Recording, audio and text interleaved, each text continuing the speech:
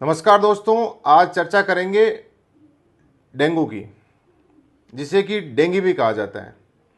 ये एक viral infection है जो कि एडीज नामक मच्छर के काटने से फैलता है। अब होता क्या है कि एक डेंगू पीड़ित व्यक्ति है जिसको एडीज मच्छर ने काटा, और फिर एक सामान्य व्यक्ति जो जिसे ये इन्फेक्शन नहीं उसको काट लिया। अब वायरस इधर से उधर 2 से 7 दिन में इसके लक्षण आने शुरू हो जाते हैं। लक्षण कुछ इस प्रकार से हैं: तेज बुखार, सर दर्द, बदन दर्द, जोड़ों में दर्द, आंखों के पीछे दर्द इत्यादि लक्षण सामान्यतः मिलते हैं। साथ ही शरीर पे छोटे छोटे दाने मिलेंगे जिनको रेसेस कहते हैं। कुछ मरीजों में पेट दर्द, बार बार उल्टी होना, बेचैनी या नाक और मसूड़ों से खून निकलना इत्यादि लक्षण भी मिलते हैं। इनको वार्निंग साइंस कहा गया है।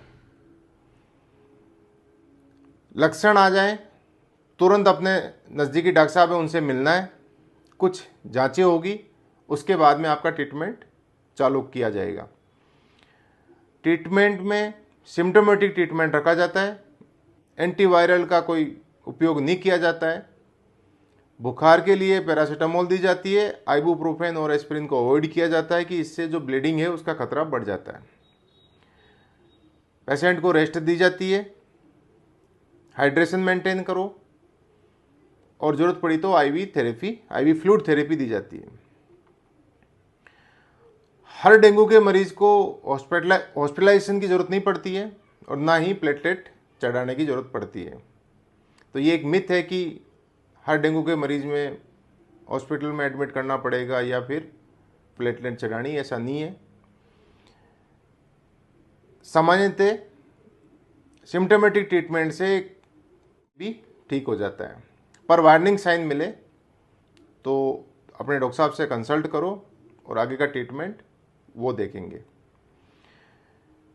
मच्छर जनित रोग हैं, मच्छर जो जहाँ पनप सकते हैं उन जगहों का अपने को थोड़ा ध्यान रखना है।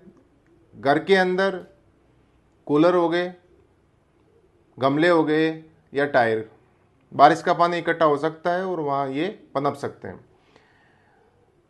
घर के बाहर कहीं पानी भरा हुआ है तो वहाँ पे भी मच्छर पनप सकते हैं। इन चीज़ों को अपने को ध्यान रखना है कि घर के अंदर या घर के आसपास कहीं पे भी मॉस्किटो ब्रीडिंग साइट नहीं हो। एडीज जो मच्छर हैं रुके हुए पानी में पनपता है, तो इन चीज़ों का अपने को ध्यान रखना है। पर्सनल प्रोटेक्शन के हिसाब से रेपेलेंट्स काम में ले, घर के अंदर मॉस्किटो नेट, कोयल इत्यादि काम में ले सकते हैं। और इसका जो मॉस्किटो वो डे बाइटर है और रिपीटेड बाइटर भी है। दिन में बाइट करता है, सुबह शाम इसकी एक्टिविटी ज़्यादा होती है और ये बार बार काटता है।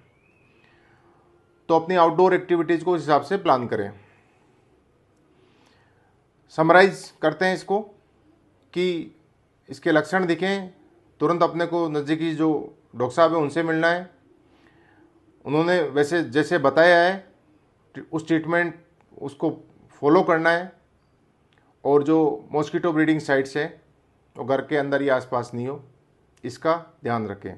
स्वस्थ रहें, व्यस्त रहें, मस्त रहें। धन्यवाद।